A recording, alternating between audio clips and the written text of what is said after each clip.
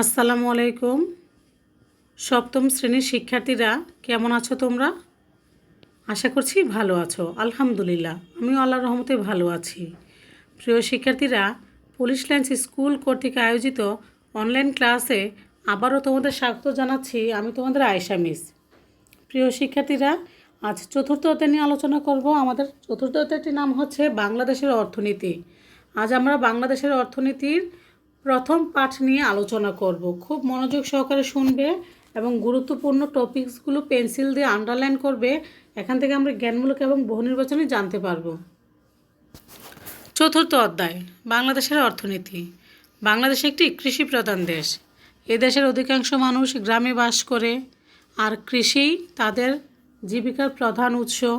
তবে শহর অঞ্চলের বিকাশের সঙ্গে সঙ্গে শিল্প ও বাণিজ্যের ভূমিকাও আমাদের অর্থনীতিতে ক্রমে গুরুত্বপূর্ণ হয়ে উঠেছে। একটি আধুনিক রাষ্ট্রের কৃষি, শিল্প, ব্যবসা বাণিজ্য কোনো খাতের গুরুত্ব অন্য খাত থেকে কম নয়। অর্থাৎ কৃষি যতটা গুরুত্ব রাখে, শিল্পও কম না তার থেকে, এবং ব্যবসা বাণিজ্য কম না।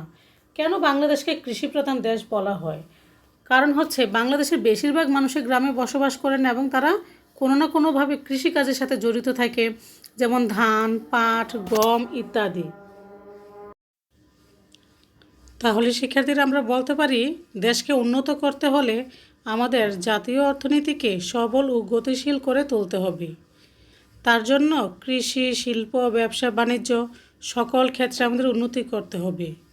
বর্তমান প্রতিযোগিতাপূর্ণ বিশ্বে এর কোনো বিকল্প নেই। অর্থাৎ সকল সেক্টর, সকল খাতে সমপরিমাণে কাজ করতে হবে। পাঠ 1, বাংলাদেশের গ্রাম ও শহরের অনানুষ্ঠানিক অর্থনৈতিক কার্যাবলী। আসো, অর্থনৈতিক কার্যাবলী কাকে বলে আমরা আগে জানি।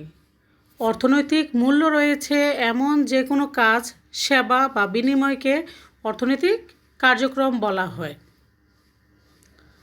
কাজ হচ্ছে যেটা আমরা কাজ করি, আবার কিছু কাজ আছে যেটা কাজ বলা যায় না, আবার কাজ সেটা হচ্ছে সেবা। যেমন চিকিৎসা সেবা হতে পারে, আইনি সেবা হতে পারে, রেস্টুরেন্টের সেবা হতে পারে, সার্ভিসিং সেবা হতে পারে। এই সেবাগুলো করে কিন্তু অর্থনৈতিকভাবে অবদান রাখা যায়। আর যে কোনো দেশের অর্থনৈতিক কার্যক্রমকে অনানুষ্ঠানিক ও আনুষ্ঠানিক এই দুই ভাগে ভাগ করা যায়। তাহলে অর্থনৈতিক কার্যক্রমকে কয় ভাগে ভাগ করা যায়? 2 ভাগে। যেসব কাজের জন্য পূর্ব মজুরি নির্ধারিত নয়, কাজের করের আওতায় আনাও কঠিন, ও যে সকল অর্থনৈতিক কার্যক্রম সরকার কর্তৃক নিয়ন্ত্রিত নয়, সংক্ষেপে অনানুষ্ঠানিক কার্যক্রম বলতে সেগুলোকে বোঝায়। যেমন নিজের জমি, দোকান বা ব্যবসা প্রতিষ্ঠানের কাজ, গৃহস্থালির কর্ম, হকারি, দিনমজুর প্রভৃতি। বুঝতে পেরেছো তোমরা? যেমন দেখো, নিজের জমিতে কাজ করলে কিন্তু তাকে কেউ টাকা দিবে না। নিজের দোকান বা নিজের ব্যবসা বা নিজের গৃহস্থালির কাজ, গৃহস্থালি মানে হচ্ছে ঘরের কাজ, বা হকারি করা বা দিনমজুরি করা, এই কাজগুলোর বিনিময়ে সে অন্যের কাছ থেকে পাবে। নিজের কাজ নিজে করতে পারবে, কিন্তু অন্যের কাছ থেকে কিন্তু সে টাকা পাবে না। অনুন্নত বা উন্নয়নশীল দেশের বেশিরভাগ অর্থনৈতিক কার্যক্রম এই অনানুষ্ঠানিক খাতের মাধ্যমে হয়ে থাকে। অতীতকাল থেকে চলে আসছে বলে অনেকে এই কাজকে অর্থনীতির প্রথাগত খাতও বলে থাকেন। গ্রাম অঞ্চলের অনানুষ্ঠানিক অর্থনৈতিক কাজ, অর্থাৎ গ্রাম অঞ্চলের কাজগুলো আমরা জানি। বিশ্বের অন্য যে কোনো উন্নয়নশীল দেশের মতো বাংলাদেশের অর্থনীতিতেও অনানুষ্ঠানিক খাত গুরুত্বপূর্ণ ভূমিকা রাখছে। গ্রামের লোকজন, চাষি ও তার পরিবারের সদস্যরা সকাল থেকে সন্ধ্যা পর্যন্ত জমিতে কাজ করেন। নিজেদের জমিতে কাজ করার জন্য তারা কোনো মজুরি পান না বা নেন না, কিন্তু তাদের সে কাজ বা পরিশ্রমের ফলে কেবল তাদের পরিবারই নয়, সমাজ ও রাষ্ট্র উপকৃত হচ্ছে। দেশের মোট খাদ্য চাহিদার বড় অংশটা তারাই উৎপাদন করছে। এভাবে আমাদের কৃষকরা জাতীয় অর্থনীতিতে গুরুত্বপূর্ণ অবদান রাখছে। কামার কুমোরের কাজ, গ্রামের কুটির শিল্প, দোকান ও অন্যান্য ছোটোখাটো ব্যবসাও অনানুষ্ঠানিক অর্থনৈতিক কাজের অন্তর্ভুক্ত। আমাদের অর্থনীতিকে সচল রাখতে এ সকল কাজও মূল্যবান ভূমিকা পালন করছে। সাম্প্রতিককালে কৃষিসহ গ্রামীণ অর্থনীতিতে আধুনিক প্রযুক্তির ব্যবহার লক্ষ্য করা গেলেও প্রথাগত বা অনানুষ্ঠানিক খাতটি এখনও প্রধান ভূমিকায় রয়েছে। জাতীয় অর্থনীতির দিক থেকে বিবেচনা করলেও এই খাতটির গুরুত্ব সহায়ক ভূমিকা পালন করছে। দেখো শিক্ষার্থী বন্ধুরা, 3টি ছবি প্রদর্শন করা হচ্ছে, দেখছো? এই ছবিগুলো মূলত অনানুষ্ঠানিক কাজের ছবি। যেমন দেখো, কৃষকরা নারী পুরুষ অবাধে নিজেদের ফসলের জমিতে কাজ করছেন। একজন ব্যক্তি ঘাড়ে করে মালামাল নিয়ে হেঁটে হেঁটে বিক্রি করছেন, যেটাকে আমরা হকারি বলে থাকি। তারপর দেখছো গৃহস্থলীর কাজ পরিবারের ছোট বড় সকলে মিলেই কিন্তু করছেন। তার মানে আমাদের কাজগুলো আমরা করে থাকি, যেগুলোর বিনিময়ে আমরা কোনো পারিশ্রমিক পাই না এবং কোনো আর্থিক মূল্যও থাকে না। এই কাজগুলোকে বলে গ্রাম অঞ্চলের অনানুষ্ঠানিক অর্থনৈতিক কাজ। এবার আমরা দেখব শহরাঞ্চলের অনানুষ্ঠানিক অর্থনৈতিক কাজ কি। অর্থাৎ অনানুষ্ঠানিক কাজ শুধু গ্রাম অঞ্চলে না, শহর অঞ্চলেও হয়ে থাকে। বাংলাদেশের শহরগুলোতে উচ্চবিত্ত, মধ্যবিত্ত, নিম্নবিত্ত ও বিত্তহীন সকল শ্রেণীর মানুষ বাস করে। বুঝতে পেরেছ?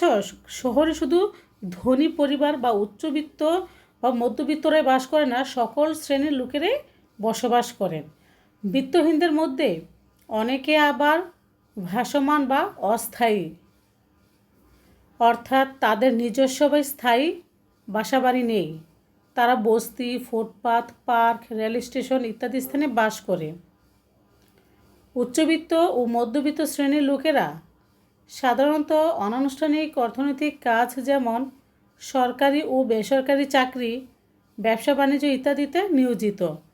নিম্নবিত্ত ও বিত্তহীনেরা ছোটোখাটো দোকান, ফুটপাতে হকারি, ফেরিওয়ালা, রিক্সা ও ঠেলাগাড়ির চালক, মোটে মিস্ত্রি, যুগালি কিংবা বাসাবাড়ির কাজ করে জীবিকা নির্বাহ করে।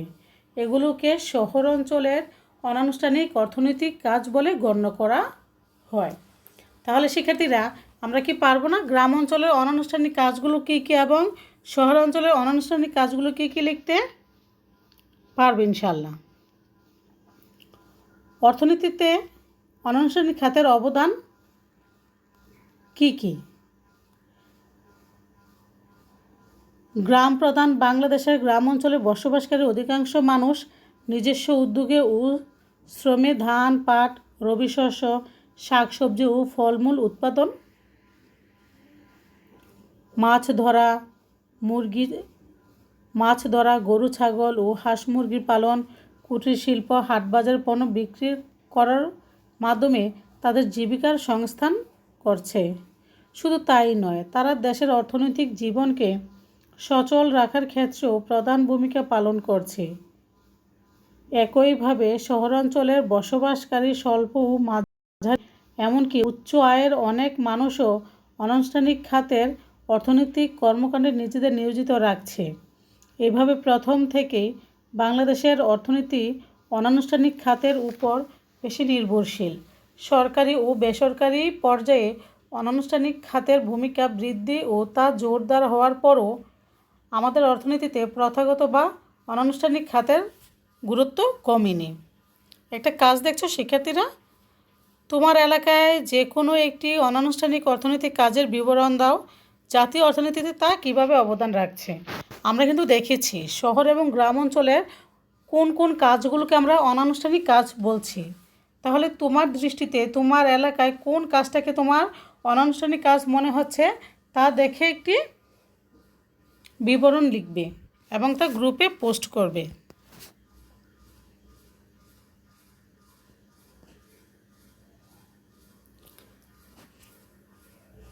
প্রিয় শিক্ষার্থীরা, এই ছিল আমাদের পাঠ 1। এই পাঠ থেকে তোমরা 15টি জ্ঞানমূলক প্রশ্ন তৈরি করে ভালোভাবে রিডিং পড়বে। 15টি প্রশ্ন তৈরি করে অবশ্যই আমাদের যে মেসেঞ্জার গ্রুপ আছে এবং হোয়াটসঅ্যাপ গ্রুপ আছে সেখানে পোস্ট করবে। তোমাদের সর্বাঙ্গীন মঙ্গল কামনা করে আজকের মতন এখানে ক্লাস সমাপ্ত করলাম। শিক্ষার্থীরা ভালো থেকো, সাবধানে থেকো। আল্লাহ হাফেজ।